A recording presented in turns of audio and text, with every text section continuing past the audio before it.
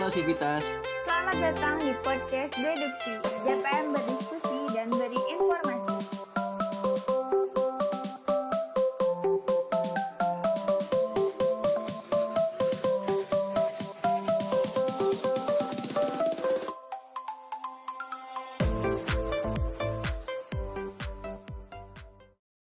Halo Sivitas, kembali lagi bersama saya Faska di Deduksi. DPM berdiskusi dan beri informasi. Setelah di episode kemarin kita bertemu dengan komisi-komisi yang ada di DPM nih kan, ada komisi 1, 2, 3, 4, 5. Sekarang ini adalah bagian atau giliran dari komisi 3, yaitu komisi aspirasi. Ya, yang berfungsi sesuai namanya ya, yaitu menyerap aspirasi. Mereka juga mengkaji aspirasi ini gitu. Nah, tanpa panjang lebar lagi ya, kebetulan sekali ya Kang Tete dari Komisi 3 nih sudah ada di hadapan saya nih untuk berbincang-bincang dan juga memperkenalkan apa itu Komisi 3. Mungkin bisa langsung diperkenalkan diri gitu kan, biar para pendengar Kang Teteh ini teh tahu gitu dari Komisi 3 ada siapa gitu kan. Mungkin bisa langsung aja Kang Reza dan Teh Amanda. Ya, halo semuanya. Perkenalkan, nama saya Reja Kurnia. Saya mahasiswa dari Teknik Informatika angkatan 2019. Saya di DPM menjadi anggota dari Komisi 3. Wih, mantap Kang Reza. Mungkin bisa lanjut aja nih sama Teh Amanda. Halo semuanya, perkenalkan nama saya Amanda Prilati dari jurusan Ilmu Komunikasi angkatan 2019. Di sini saya ditugaskan untuk menjadi anggota Komisi 3 di DPM. Nah, itu dia ada Kang Reza sama Teh Amanda dari Komisi 3 angkatan 2019 tapi sudah menjadi anggota DPM nih, kan berarti hebat sekali ya kalau bisa dibilang, sangat-sangat progresif gitu. Nah, mungkin banyak itu mahasiswa Akang Teteh gitu kan yang mempertanyakan tentang Komisi 3. Aspirasi ini tuh apa sih Komisi 3 ini, aspirasi ini? Mungkin bisa dikasih tahu gitu. Di sini saya mau jawab tentang Komisi 3 dulu. Komisi Boleh, 3.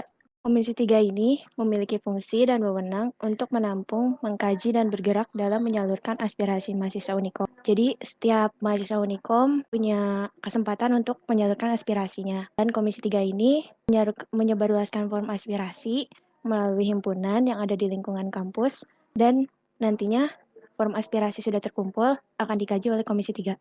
Komisi 3 di sini memiliki fungsi dan wewenang untuk menampung, mengkaji, dan bergerak dalam menyalurkan aspirasi mahasiswa Unikom. Jadi, setiap mahasiswa di Unikom memiliki kesempatan untuk bersuara atau menyampaikan aspirasi yang tidak bisa langsung disampaikan oleh dia ke pihak kampus. Oh, jadi di Komisi 3 ini menyerap ya aspirasi dari mahasiswa umum gitu yang tidak bisa langsung diberikan ke pihak kampus. Jadi melalui ke DPM dulu. Nah, untuk tupoksi dari Komisi 3 ini apa ya kira-kira, untuk mungkin lebih jelasnya gitu kan. Siapa tahu ada yang penasaran tentang ya tugas pokok dan fungsi dari Komisi 3 ini. Nah, ya baik. Sebenarnya tadi udah disinggung sedikit ya tentang tugas dari Komisi 3 sesuai dengan namanya juga aspirasi, dan tugas dari aspirasi ini yaitu menampung, menyerap, dan merumuskan segala aspirasi mahasiswa Unikom. Nah, setelah itu baru kita salurkan kepada BEM untuk dieksekusi.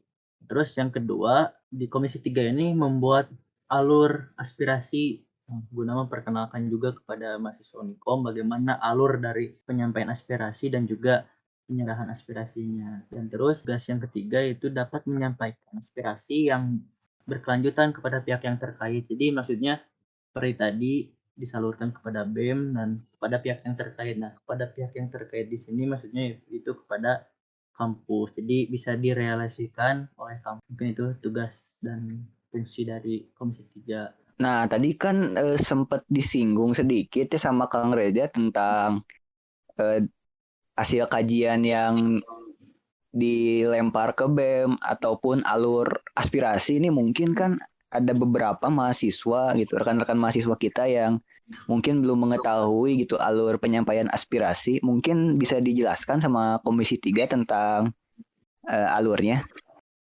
Jadi alur aspirasi DPM sendiri ini mengambil aspirasi mahasiswa umum secara langsung atau melalui himpunan di masing-masing jurusan. Setelah aspirasi tersebut sudah disebarluaskan dan sudah diisi oleh mahasiswa, akan dikaji oleh Komisi 3. Setelah dikaji oleh Komisi 3, lalu dilempar ke BEM untuk diproses lebih lanjut. Oh gitu ya, jadi ada beberapa tahap gitu ya. Jadi untuk menyampaikan aspirasi ini yaitu melalui DPM yang nantinya bakal dilemparkan gitu ke BEM ya hasil kajiannya. Nah, sebelumnya ini kan DPM nih pernah ngerilis gitu kan suatu short movie gitu kan yang waduh parah bagus banget sih sebenarnya. Mungkin ada beberapa mahasiswa gitu kan yang menanyakan ngapain sih DPM bikin short movie tentang aspirasi kan ya. Nah, mungkin di sini Komisi 3 bisa gitu memberikan maksud dan tujuan dari short movie yang waktu itu dikeluarkan oleh DPM gitu.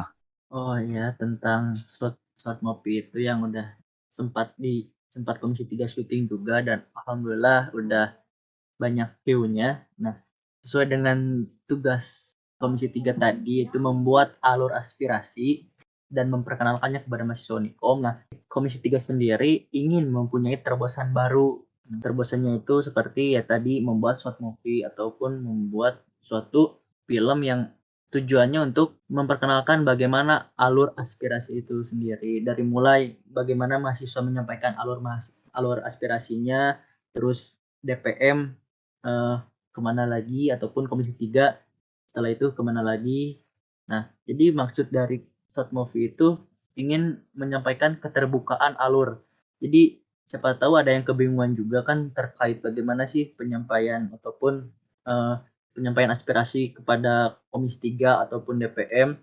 Jadi di film itu sudah dijelaskan bagaimana dari awal mahasiswa mempunyai keluhan ataupun mempunyai berbagai macam masalah, lalu bisa datang ke DPM ataupun Komisi 3 dan di Komisi 3 menceritakan keluh kesahnya, lalu di Komisi 3 mengkaji ulang atau mengkaji bersama internalnya, lalu dilemparlah ke BEM. Karena pada logikanya aspirasi hadir tercipta karena ada yang menampungnya dan Komisi 3 hadir ataupun short movie itu hadir untuk memperkenalkan bagaimana cara menampungnya. Mungkin tujuan dari short movie itu seperti itu.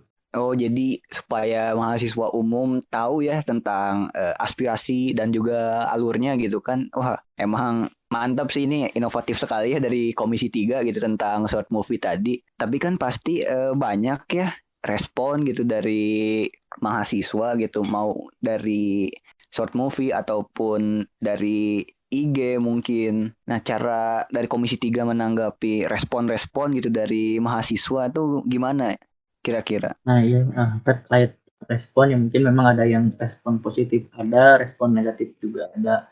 Tapi itulah gunanya kita untuk memfilter mana respon yang memang menjadi masukan buat Komisi 3 ataupun DPN ke depannya, mana yang memang masukan untuk diabaikan saja. Nah, untuk memfilter berbagai macam respon mahasiswa ini kita lihat mungkin dari urgensinya sendiri. Apakah respon dari mahasiswa ini memiliki urgensi tersendiri dalam menanggapi short movie itu. Contohnya misalnya ada yang menanggapi bahwa short movie ini kurang ataupun kurang ini, kurang itu, ataupun penyampaian aspirasinya kurang ini, kurang itu. Nah, kita kaji terlebih dahulu bagaimana respon dari mahasiswa ini, apakah layak untuk kita perjuangkan ataupun layak untuk kita kaji. Nanti setelah itu kita akan memfilter spesifiknya lagi bagaimana respon dari si mahasiswa ini yang benar-benar mengangkat dari Komisi 3 itu sendiri. Jadi intinya respon dari mahasiswa ini ada yang positif dan juga ada yang negatif vibe-nya.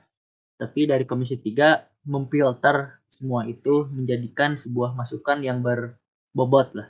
istilahnya. Jadi masukan itu kita saring menjadi masukan yang lebih baik ke Komisi 3 ataupun DPM. Mungkin seperti itu. Wih, mantap sekali ya dari penjelasan Kang Reza gitu.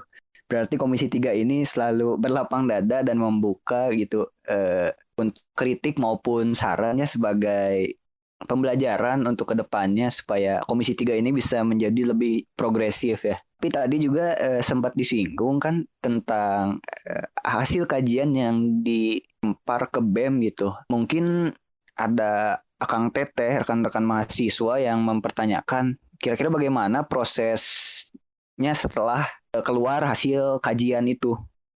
Nah, untuk proses setelah keluar hasil kajiannya, nah dari BEM sendiri ataupun dari menteri terkait mengkaji ulang atau mengkaji bersama Komisi 3. Dan siapa tahu ada yang memang tidak sebanding ataupun tidak menurut BEM ini tuh kurang tepat.